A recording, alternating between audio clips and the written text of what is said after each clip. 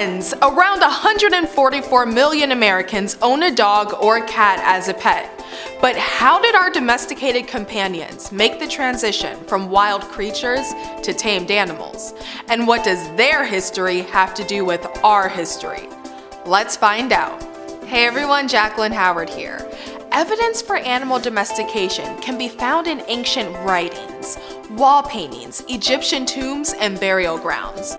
From all of this evidence, along with modern genetic testing, we can piece together a pretty good timeline as to what animals were domesticated and when this took place. For instance, we know that dogs were humans' first pets. Some scientists say they evolved from wolves, but a new study suggests that dogs and gray wolves rather evolved from a common ancestor.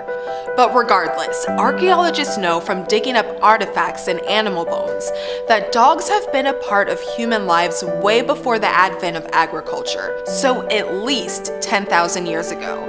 In fact, mummified dogs have been found in ancient tombs in Egypt, so this evidence strongly suggests that we were still hunter-gatherers when the earliest dogs most likely arose, and they likely played a big role in protecting us.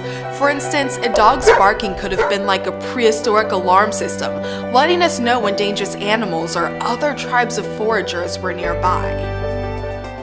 Then how did domestic dogs, which are all part of the subspecies Canis lupus familiaris, grow and branch out into so many different breeds all around the world? Artificial selection. That means we humans, for thousands of years, selected the dogs we liked the most because of their fluffy fur or friendly personality or intelligence or even ferocity, and we kept those dogs around and we bred them. In a span of less than 10,000 years, breeders have changed dogs' personality traits and body shapes so they'd have aspects that we preferred. A dog may have been bred for its hunting and herding behavior. See what I mean? Now, some scientists say that as humans realized that they could domesticate and use dogs for everyday tasks like hunting, we then started to domesticate other animals for various tasks and resources too, like sheep, goats, cattle, and pigs. The domestication of animals played a key role in the rise of agriculture and the expansion of early civilizations around 10,000 years ago. Just think, domesticating work animals, from cattle and oxen to dogs and cats, creates larger farms, which thus means more food and more people. When the population in one area grows, so does infrastructure, social hierarchies, monumental architecture. I could go on and on. Around this time, different civilizations also traded and used livestock like currency. Horses and camels became the go-to form of transportation to track long-distance trade routes. These beasts of burden transformed our way of life. The domesticated animals that impacted certain communities around the world varied. Just take cattle, oxen, sheep, goats, horses, donkeys, camels, chickens, and pigs, which were all native to Afro-Eurasia, while the people of the Americas domesticated llamas, turkeys, and guinea pigs. Not exactly animals that could pull heavy plows or take you on a long-distance trip. Because you can't ride a turkey or a llama, there wasn't much opportunity to travel long distances to trade and develop, which sheds light on how and why the civilizations in the Americas took just a bit longer to develop than those in Afro-Eurasia. So you see, Fluffy had way more to do with the evolution of human civilization than you probably thought.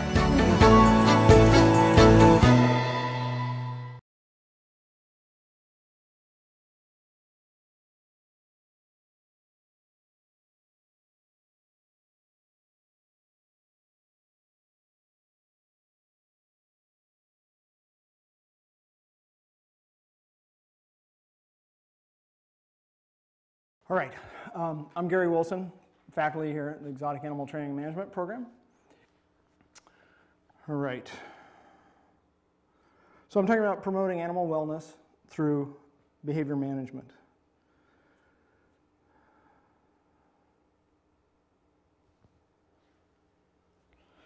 So animals have been maintained under human care for thousands of years for a variety of reasons. the practices followed in order to maintain those animals have continued to evolve, steadily evolved as our knowledge and understanding of things have increased. So we have an animal here to demonstrate a couple things. This is Scooter. She's a Capuchin monkey. Yeah, you can put it right there.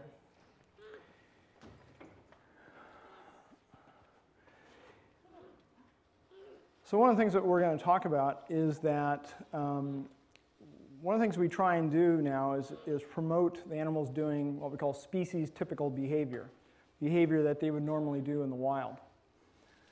So one of the things that Capuchin monkeys do in the wild is that they find aromatic leaves and they rub those leaves on their body. We think this has a function to help prevent or discourage ectoparasites from getting onto the animal, like fleas and things. So when we give Scooter this garlic, she then rubs this on her body, much in the same way that the wild Capuchins will rub these leaves on their body. So this is a behavior that's totally stimulated just by the presence of this stinky stuff. And she's going to be carrying around that smell for a while after this. And so will Cindy.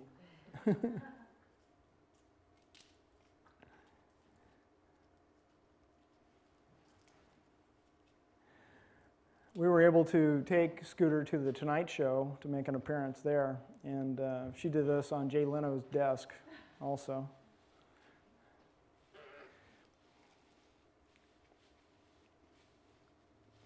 Do you have a walnut to try? Yeah, walnut to try. Okay. I'm really into this garlic. Yeah, you want to wait a little bit? I also got a work all day. So. Okay. Another behavior, Capuchin monkeys are a species that we know use tools in the wild. They'll use rocks to crack open heavy-shelled nuts. And we can see this behavior in our animals in the zoo as well.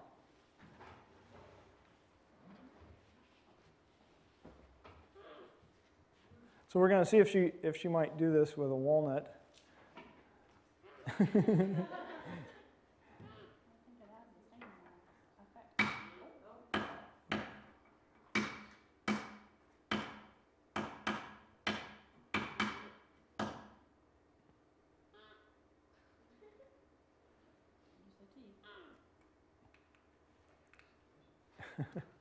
They have Capuchins really strong jaws as well.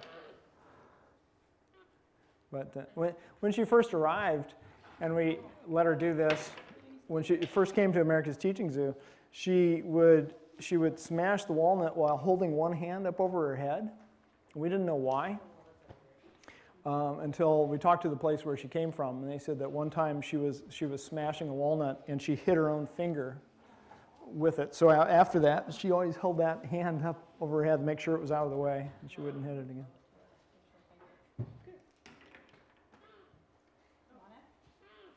Didn't have enough garlic on it. I love that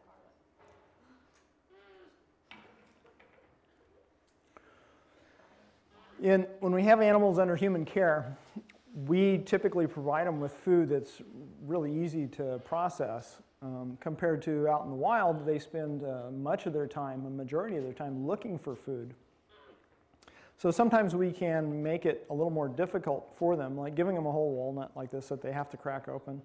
Or we can even cover it with a wood paste, a wood dough, and create an even harder shell on that. It's cheaper than importing heavy-shelled nuts from Brazil.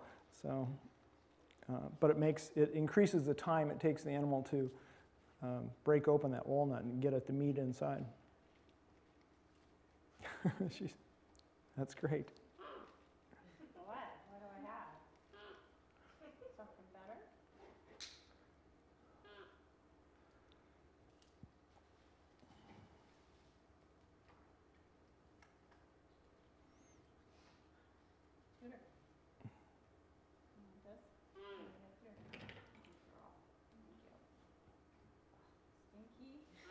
Are you going to walk around with her a little bit? Sure. Yeah. Okay. So just stay in your seats. Scooter will come up Cindy will come up the aisle with Scooter so you can see her. Capuchin monkeys are a South American species of monkey. So one of the characteristics is a prehensile tail. She will typically hold on to her leash with that as she walks. And she often walks on top of the chain link fence around the zoo. Sometimes that leash will get snagged on the top of the fence. But Cindy will just tell her to fix it, and she goes back and Scooter will untangle the leash from the fence. They have, of all the monkeys, they have the biggest brain compared to their body size. So they're a pretty intelligent species.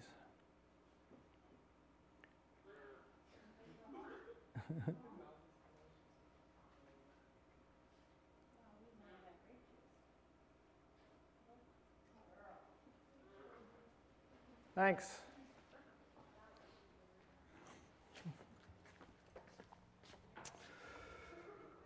Okay, so at first, when we were keeping animals in captivity, the goal originally was just to keep them alive.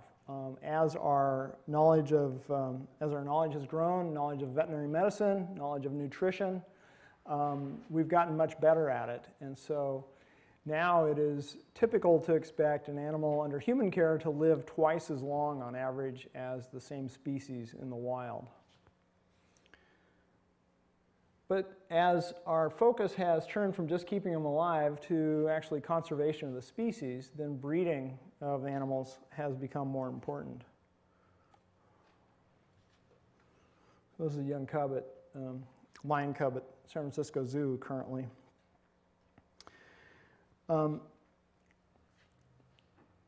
For much of the history of zookeeping, we've been focused on the physical environment, providing the animal with the physical environment that they need.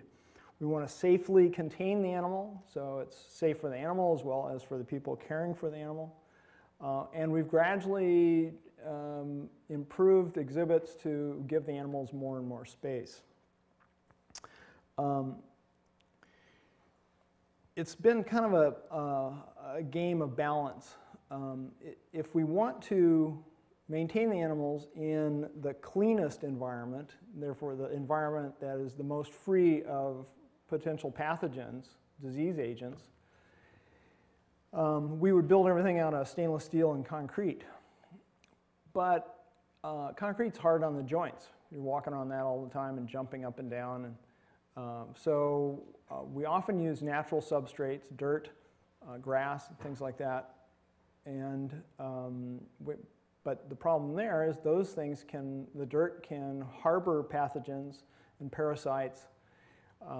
So it's a matter of finding the balance where the animal isn't subjected to too many pathogens, but also doesn't suffer the ill effects of being on a very artificial environment. We can improve how much activity the animal gets. When we're providing the animals with food, oftentimes they don't have any need to move around, don't engage in as much activity as they would normally in the wild. But through training, we can get them moving. Even running around, and in this way, make sure the animals get at least some exercise. It still may not be quite the same as what they do in the wild, but it helps. As we've progressed to breeding these animals in captivity, then we've had to think about not only their physical needs, but also their psychological needs. Harry Harlow's work in the 1950s with rhesus monkeys demonstrated the need for contact for the infant. He was using these monkeys for psychological research, and they were expensive and hard to obtain, and so he set up a breeding program to breed the animals. He started following what was then the current wisdom at the time, even for human children, that you're going to have the best results if you keep them in a fairly sterile environment. You protect them from potential disease. And so he took these little baby monkeys away from their moms and hand-raised them in very clean environments. But when they grew up and had offspring of their own, they didn't know how to take care of them. They were terrible parents. And so this started him down a path of looking at, well, what was going on? And from his work, we know now that essential contact with the mother for these primates early in their life is very important for developing their normal social skills, as well, even just normal neurological development of the brain.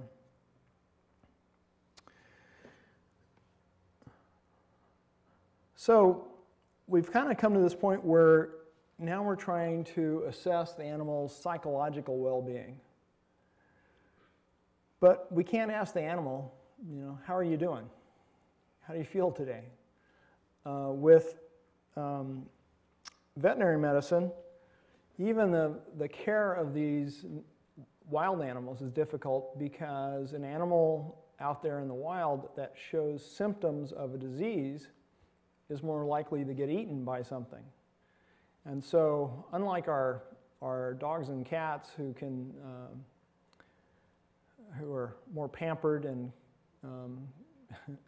can complain early when things are not right, these wild animals hide symptoms of disease, symptoms of problems. They try and hide it as long as they can, and this makes it difficult for us to care for them. You have to admire the work of veterinarians. First off, they have a patient, you can't tell them what's wrong, but then with these exotic animals, they often are trying to hide even what's wrong, so it's difficult to assess. So, what is psychological well-being? In 1985, the Animal Welfare Act was amended to require people in this country maintaining primates in captivity to have a program to promote the psychological well-being of those animals. And so this was especially directed at a lot of the research labs where they have thousands of monkeys. And while good intentions and some great things have come out from this legislation, when it was passed, it caused quite a furor because people were going, well, what is psychological well-being and how do we measure it in a monkey? The head veterinarian at the UC Davis Primate Center at the time gave me a good example. He said he has a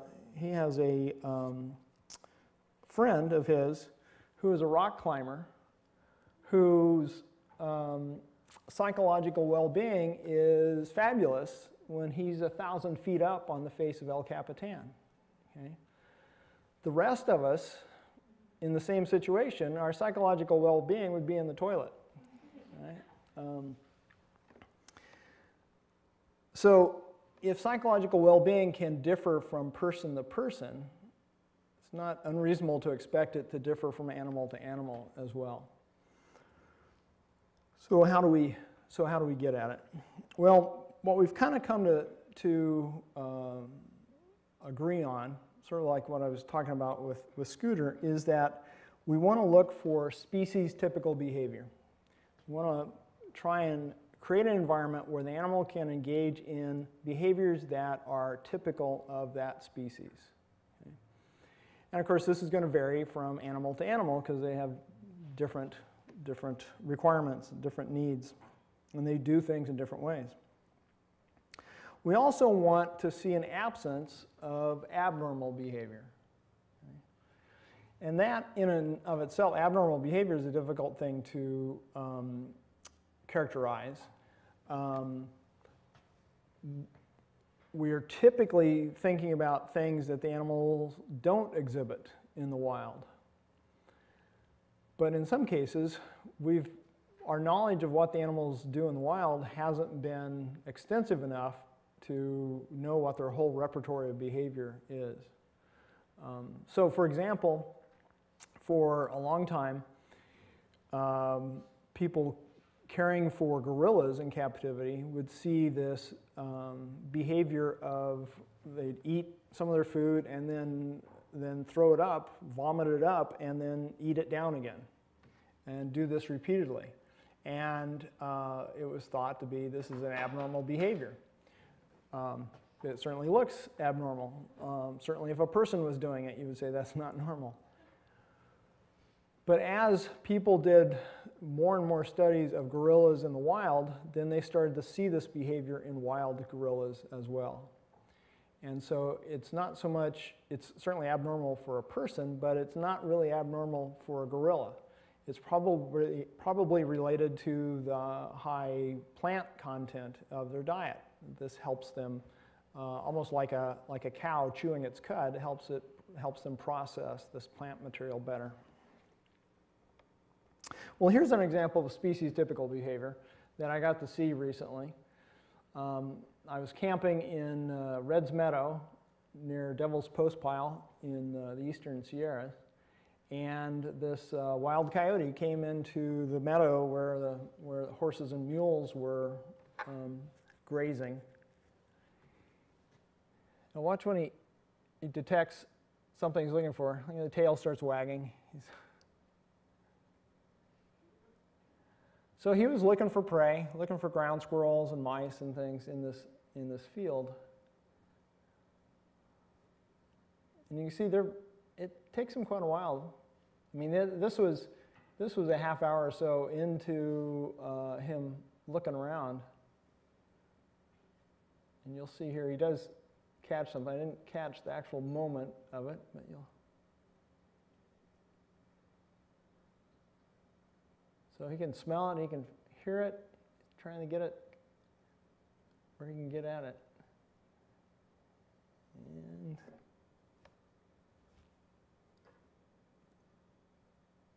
yeah, there it is. So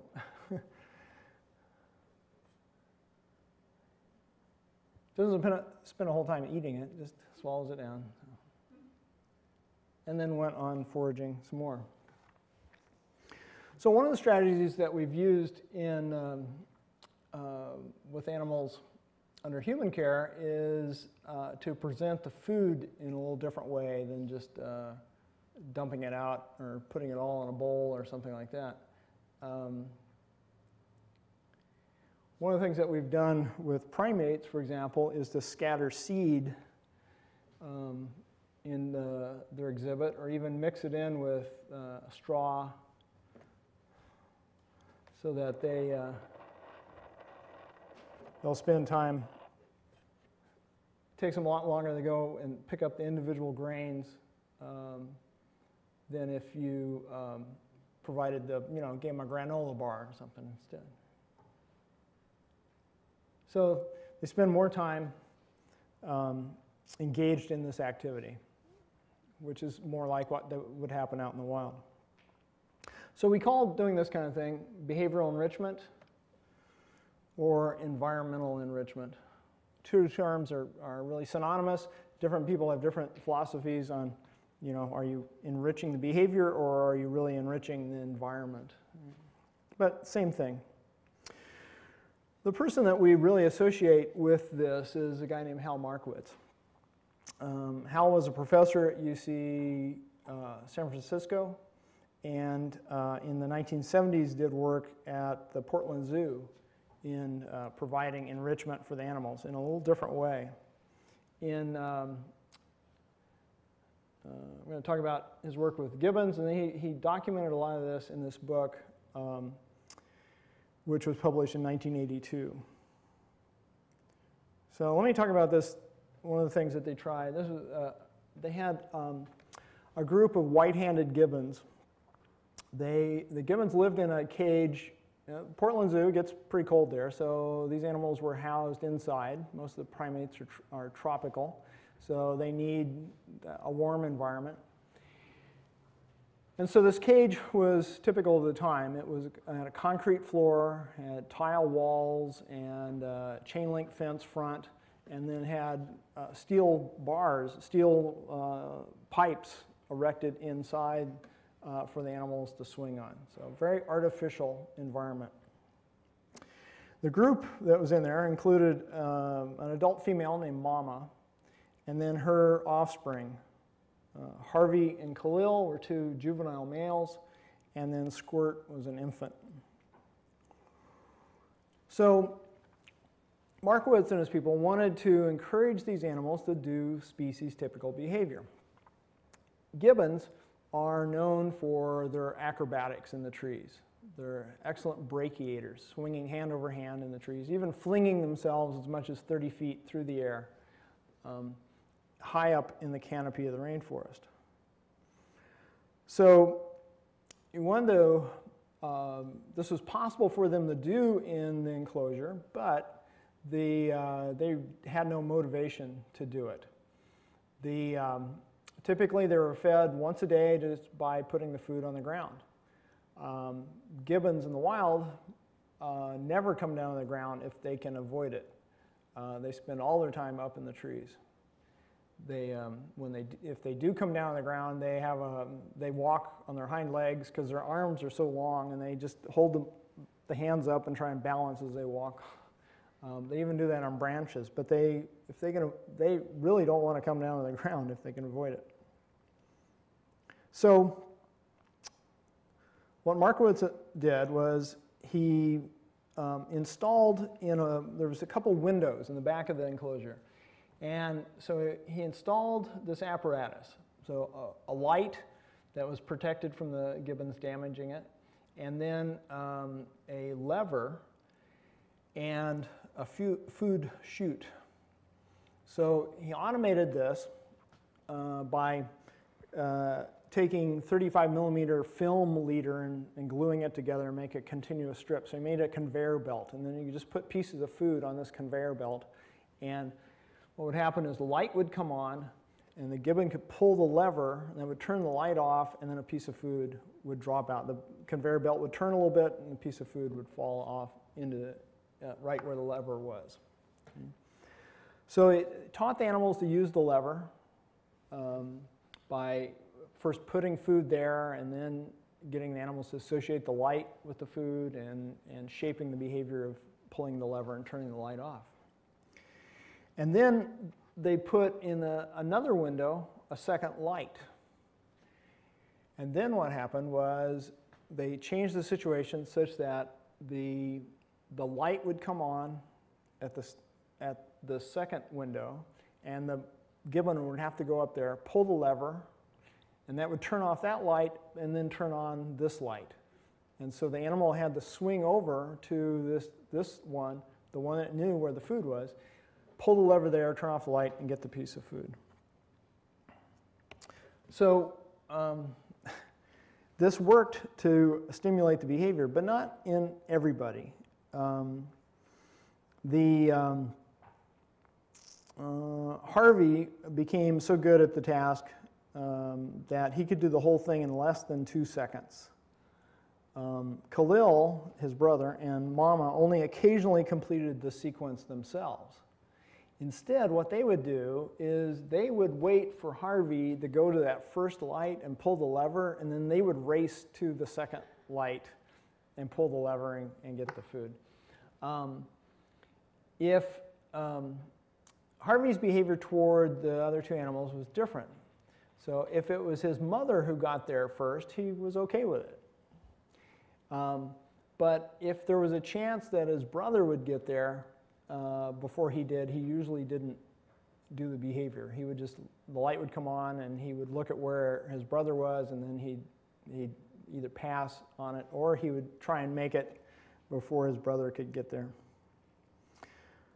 Another shot of him leaping. So this encouraged the animals to engage in this species-typical behavior. And then they installed a coin box that the public could put dimes in. There's a graphic explaining what was going on, and explaining that they could put a dime in the box, and that would start the sequence. And so that kind of randomized when the apparatus would go, when the lights would come on.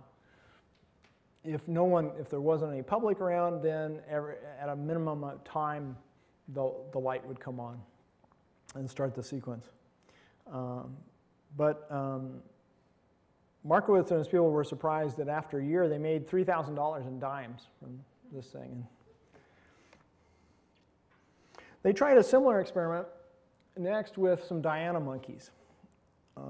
This group had the same kind of cage as the gibbons, but included a 16-year-old female, an 8-year-old male named Rocky, and an adolescent male named Butch, and then Beulah's infant male named Kid.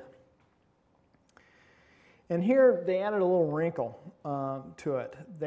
Instead of the animal getting food when they pulled the lever, instead what they got was a token. And then they could deposit the token in this apparatus and trade it for a piece of food. So here the researcher is putting a coin out, one of these tokens out, so that the animal would touch it, and then they let it fall into that chute, and then a piece of food would come out. So the animal would learn the connection that putting a token into the device earns them a piece of food. And then then higher up in the enclosure, they had this time they had a light actually clear up at the top with a chain that came through. So the animal had to go up to that light, pull the chain to turn the light off. That turned the light on at a second station where they would go pull the chain there and get a token, and then come down to the box and exchange the token for a piece of food. Okay. So the female, Beulah, never really got the hang of doing the behavior. But she would encourage Rocky or Butch to do it. And so if she was hungry, she would push them physically. She'd push them toward the station so that they'd go and do the behavior. And then she would, when they got to the token deposit station, she would let them put the token in and push them out of the way and take the food.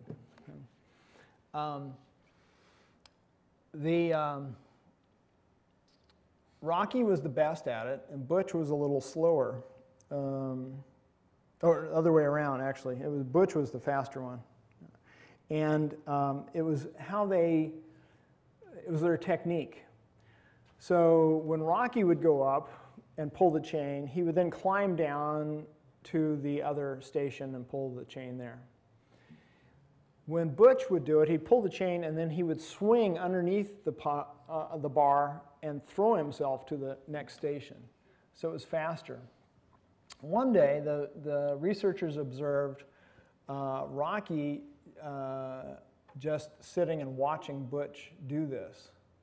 And after a few trials of Butch getting the token and the food, then the next time the light came on, Rocky ran up there, pulled the chain, and swung underneath the bar in the same way that Butch did it, and got to the next light and pulled the chain there and got the token, and seemed very proud that he had learned how to copy the other animal. I mentioned that Beulah didn't do the behavior herself, but she would encourage the others to do it. And it was observed one time that Butch had done the behavior, gotten a token, and then came down to the station where Beulah was, and he put the token in, and Beulah pushed him out of the way, but no food came out. And this happened like 3 times, at which point Beulah gave up. You know, it's like putting the dollar in the soda machine and it doesn't give you any soda. You give up after a while, right? So Beulah walked away, at which point Butch took the token out of his palm where he had hidden it and put it in the machine and got the piece of food. So he had faked his mom out by just tapping the token on the device to make her think he was putting a token in. So it got the animals more active, and it taught Butch how to lie. So, anyway. Well, Hal Markowitz passed away a few years ago, and he inspired a lot of people to think differently about how to do enrichment. Sort of a successor to his legacy is one of our graduates, Dr. Jason Waters, who's at San Francisco Zoo. He's Vice President of Wellness and Animal Behavior there. And he looks at the goal of enrichment as sort of turning on the environment, making the environment active so that the animal can take some control over its own life, decide when it eats, when it explores, as well as creating opportunities for it to explore and opportunities to find things in the environment. So this was a feeder that they made for kangaroos. In all the stuff that he does, he tries to find things that are kind of like what Markowitz did, easy to implement so that the keeper doesn't have to do too much work, right? Because if they do, they have enough to do and they won't do the enrichment. Right? So this is a series of PVC pipes, as you can see, with a pie tin hanging at the bottom. And the way it works is you disassemble it, you take the pieces apart, and you put in these pieces of ice. They actually 3D printed these cups that are different heights, and they mold ice in there, and so then the ice goes into the pipe, and then you put pellets for the kangaroos on top of that, and then screw the piece together and put another ice fuse on top of that, and more pellets. And by varying the thickness of the ice, it varies how long it takes for the ice to melt through. And so then as you hang this in the exhibit, and as the ice melts, pellets start dropping through into the pie tin, and the kangaroos can find them. So the kangaroos are exploring their exhibit, and on a very random basis, this food is becoming available. So they keep coming back and checking to see if there's food in the thing. That blue and orange ball there is called a foobler, and I'll talk about that in a little bit. One of the things that they've done is just change exhibits to make them more desirable for the animals. So this is, they had two polar bear exhibits, and what they did was they knocked the wall down between the two of them and modified it. So on the left-hand side, you see the typical exhibit, the old exhibit, a lot of concrete and a pool in there. On the right-hand side, it's all dirt. And what they found was that the polar bear spends most of its time on the dirt side. And she has excavated a den. So she's dug a hole, and she goes down in this den, and she keeps digging it out and spending time in there. Here's a couple of polar bears at zoo. This is actually the Copenhagen Zoo. And they have a pool to swim in. They don't have dirt to dig in. And you can see how they're fairly white animals. Jason says that they know that the polar bear is happy at San Francisco Zoo when it's filthy, because she's spent a lot of time down in that burrow in the dirt. So that denning behavior is a species-typical behavior, but we rarely give polar bears the opportunity to do that. Another example is for a giant anteater. Anteaters, of course, spend their time finding termite mounds, ant nests, and using those big claws to break them open. And so I'll show you in a minute the enrichment they came up with. So here's another one of our residents. This is an Anubis baboon or olive baboon named Olive.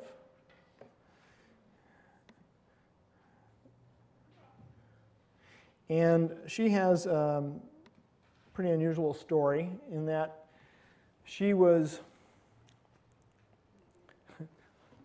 to see if she relaxes here. She doesn't like my voice on the microphone. Pretty good? Okay. So in 1989, I think it was, right? 89, 88, something like that? 87. Time flies when you're having fun. 1987, she was born to a wild baboon. That was a group of 30 baboons that were imported from Kenya into the United States. They came into Florida, and this was all legal. The Department of the Interior checked on the animals when they came in and compared the group of animals to the permit that was issued for this. And the permit was for 30 adult baboons. Well, there was this one baboon, this female, that had this little baby clinging to her, and that was Olive. Okay? So the Department of the Interior, in their infinite wisdom, took Olive away from her mom. They should have known better, I think, but they gave her to Miami Metro Zoo, and Miami Metro Zoo tried to raise her as best they could. But they pretty quickly realized that it was really demanding to give as much attention as was needed to this baby baboon. And so one of our graduates who worked there put him in touch with us, and so Olive came to California and came to America's Teaching Zoo here when she was about a year old. So as a consequence of missing out on that early contact with her mom, she came with a lot of problems, a lot of abnormal behavior. Probably the most disturbing of those and the most injurious was actually hitting her head, either hitting her head with her hand or with a toy of her own, or even hitting her head against the wall of her cage or the floor of the enclosure or a toy. So, okay, cool. So what Cindy did with, and had the students do, this is one of those instances where your compassion can actually get in the way of what's good for the animal. So her trainers would see what's happening, see her engage in this abnormal behavior of hitting herself, and of course, animal people are compassionate people, and they felt bad for her, and they would try and console her, and they would talk to her and try and encourage her to stop doing the behavior. Well, all that attention actually reinforced the behavior and made the behavior worse. So Cindy had to work with the students, the student trainers, and so that they could learn to ignore the behavior. And then wait for Olive to be calm, to not be hitting herself, and then they would immediately give her something else to do. Ask her for another behavior or a toy to play with, so they could reinforce the behavior different than the behavior of hitting herself. And so it was a long struggle of working with that, and she's still sensitive to changes in the environment. One of the times that we have to be especially concerned is when a new group of first-year students come into the zoo, and we have a whole bunch of new people. You can see that Olive has her troop here with her, and having these student trainers with her and Cindy's presence helps to reassure that things are going to be okay, and that so as you can see, she's pretty calm, and normally this would be a pretty stressful situation for an animal like this.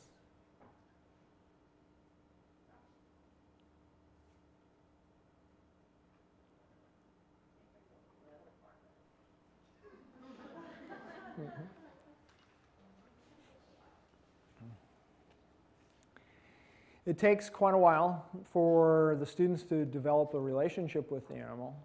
She's not trusting right off the bat. You have to earn her trust just by being consistent with her, offering her rewards, offering her things that she likes. and spending time with her.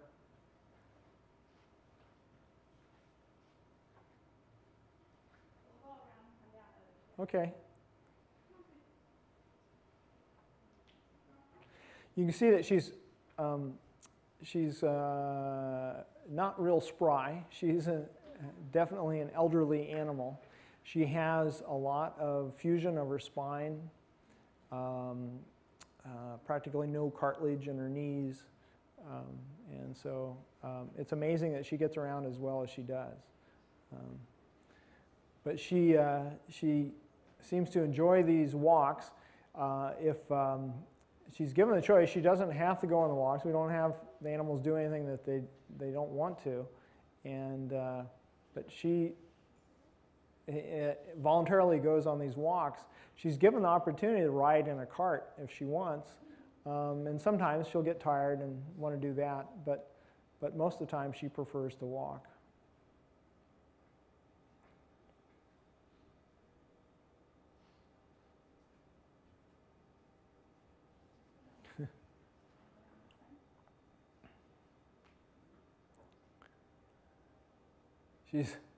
She's taking it all in. She like, yeah. This is she recently got to come in here with and meet Betty White. We don't think that Olive was too impressed with her, but she did really enjoy the big grape that Betty got to feed her. So.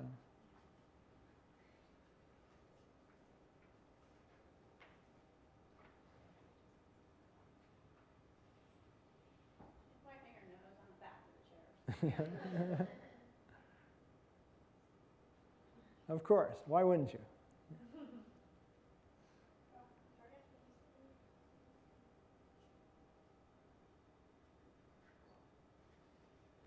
Cindy, what are you feeding her? Grapes and dates. Okay. Yeah.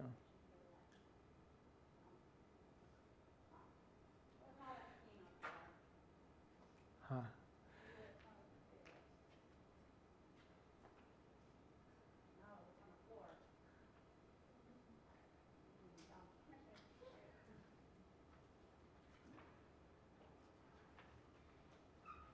Yeah, maybe the corn takes a little too much effort today when she wants to be looking around. She's missing a couple teeth, so it is a little bit harder for her to eat the corn.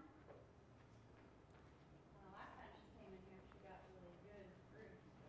Yeah.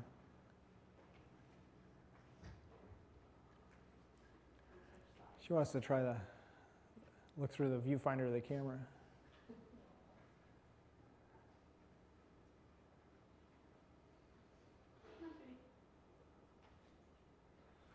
So this is enrichment for Olive. This is getting out, and of course walking is good for her physical health, but then getting out and experiencing, getting to go into new places, give some variety to her experience, and is stimulating to her. Learning new behaviors is also stimulating. So in the wild, of course, the animals have to solve problems all the time to find the food that they need. In captivity, we give them the food and they don't have to do that so much.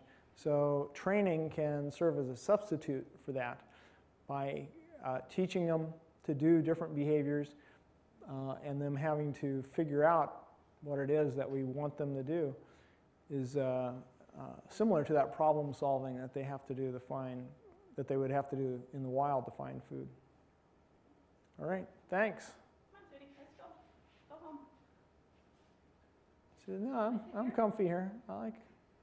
I'm a star. Few things to say? Yeah. She's thinking about what to put on her Facebook page about this. Good girl. Come on, let's go.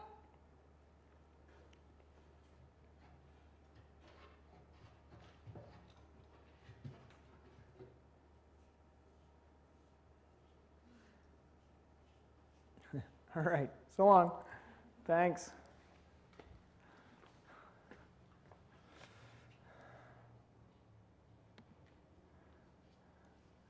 All All right, so I mentioned about the giant anteater. So here's an enrichment device that Jason came up with for the anteater. So on the top there is that black box with the green lid is a fish feeder. So it's an automated device for distributing pellets into a pond or in a hatchery. So inside that box is like a window shade. You pull it out, and that winds up the mechanism, and then it gradually pulls that window shade to the back up to the front. It takes 12 hours for it to do that. And so in the morning, the keeper can pull that thing out and put food, different items of food, on that conveyor belt, and then when the belt gets to the front, the window shade gets to the front, the food drops off and can go down one of these 3 pipes. So by how they space the food across the belt, it varies which pipe it's going to go into and where the food is going to come out in the exhibit. So the anteater can't predict where the food is going to show up, so it has to keep exploring to find that. Here's another example that they're just trying to figure out. They've put this in their giraffe exhibit, the African savanna exhibit, and they are collecting data on it. So what this is just an automatic deer feeder. So this is something that hunters put out to attract deer. So it has a mechanism in there to distribute pellets for the deer. So what the San Francisco Zoo did was they got one of these things and they pulled the guts out of it basically and redid it. They had to change some things in it so it would accept the food for the giraffes that they needed to. And then they reprogrammed it so that it drops food down that long pipe and into the bucket at the bottom. And the giraffes will hear the food drop into the bucket, and then the holes on the side of the bucket are there so the giraffe can come up and stick its tongue in, which can be 18 inches long, and retrieve the pellet of food out. So they have a couple of these hung in the exhibit, different places, and they're experimenting with different time frames, different intervals of having food drop into the bucket. And they're seeing how much time the animals spend coming back to the bucket and checking to see if there's food there. Well, I mentioned that Foobler, that blue and orange ball. Well, the Foobler is an electronic toy for dogs. So it has, what you do is you take the cap off and you put some treats in there, and 6 chambers inside, and then you close it up and you program it, and your dog can push the thing around, and at different intervals throughout the day, it'll open, it'll move and allow food to come out of the ball. And so the dog can't predict exactly when it's going to happen. They keep going back and checking, and they play with the ball. Well, Jason wondered if maybe they could make one on a bigger scale for a bigger animal. And so they launched a campaign on, this is experiment.com, and you can see they've raised the $15,000 that they needed. So they're working with the company that made the Foobler to make a rhino-sized Foobler. So they're going to take a big jungle ball. It's an enrichment. It's just a big, really tough ball for animals like this, and it's 3 feet in diameter. And they are modifying it with this Foobler mechanism inside, so that the rhinos, which have already been shown to push balls like that around, they're now going to be able to have food come out of the thing every now and then, and that will encourage even more interest on the part of the rhinos in the device.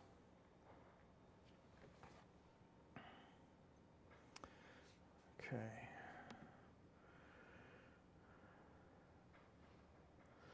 Well, another area of enrichment that has been tried here in recent years is giving animals whole carcasses.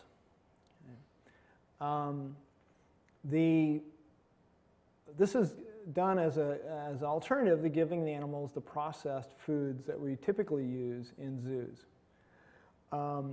This is at the a zoo in Denmark, where they do this a lot. They're starting to do it here in the United States. It has been done at some zoos for quite a while, but for whatever reason, our people are a little more sensitive to this kind of thing here in this country. For example, at the Folsom Zoo and Sanctuary near Sacramento, one day a week they do whole carcass feedings. Usually it's roadkill deer that the Department of Fish and Game provides them with. And so they put an announcement at the front of the zoo explaining what the whole carcass feeding is and why they do it and what exhibit it's at that they're doing it that day, so that if you don't want to see it or don't want to expose your child to it, you don't have to. You can avoid that exhibit. But they've used this as enrichment for their mountain lions and wolves and different big carnivores like this. This is a banded mongoose. And I think I didn't get there, this is about when I arrived, so I'm not sure what it's eating. Maybe a rabbit.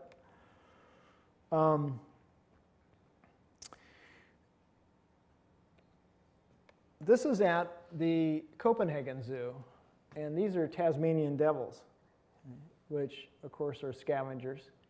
And they've been given a goat, a pygmy goat. This was in the afternoon. That morning, that goat was walking around in their petting zoo. So they went and euthanized the goat in the morning and then gave it to the Tasmanian devils in the afternoon. This, of course, is a really controversial thing. Copenhagen Zoo also, a year ago, they had a young giraffe that was surplus to their collection. In other words, it was an animal that they didn't need for captive breeding, and its genes, its ancestry was well represented in the population of captive giraffes. And so the decision was made to euthanize the animal and feed it to their lions. They have a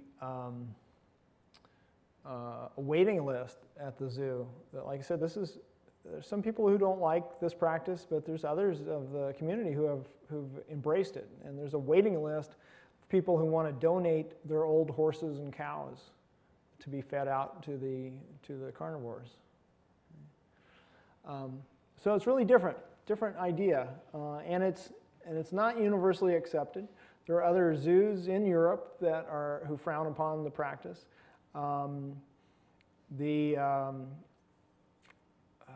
One of the zoos, this was back in April, I got to visit one of the zoos. This is another even more controversial practice than this whole carcass feeding, or feeding animals from your collection to other animals in the collection, is that the idea of allowing the animals to breed. Now that may sound contradictory because, of course, we're trying to breed these animals to maintain them in the collection for conservation. But what I'm talking about is here in this country, we try not to produce animals that we don't have places for. Right? We use contraception, or we control access of males to females, and so that we don't produce extra offspring that don't have a place to go. The zoos in Denmark have the philosophy that when we bring the animal into captivity, we are restricting its behavioral repertoire. There's so much behavior that the animal does naturally, and when we bring it into captivity, we reduce that to a subset of behaviors that it can engage in. Well, by controlling breeding, like we do in this country, then we've eliminated the opportunity for the animals to engage in a lot of cases in that behavior. And so what these Denmark zoos are arguing is that by allowing them to breed, then you give them back that opportunity to engage in that behavior. And that's enriching for the animals. It's good for their well-being. And then when the babies get old enough and there's no place for them to go, you euthanize the babies. So like I said, it strikes a lot of people as the wrong thing to do. An opinion expressed by Terry Maple, who used to be the director of Zoo Atlanta and now works with the San Francisco Zoo, he expressed the opinion that he thinks it's the wrong thing to do because the public looks upon zoos as a place to care for animals, and we want the public to trust us that we're going to do the right thing by these animals. So by allowing excess breeding and then euthanizing the offspring because there's no place for them to go, could create the impression in some people's minds that we're really not caring for the animals as well as we should. And that could be damaging to the efforts of the zoos. People in Denmark, the zoo directors there would argue that, well, by not allowing the animals to breed, we're damaging their well-being. So it's a controversial, emotional issue, and it's something that people are talking about and trying to figure out what we should be doing. Thank you for your attention. Anyone have any questions?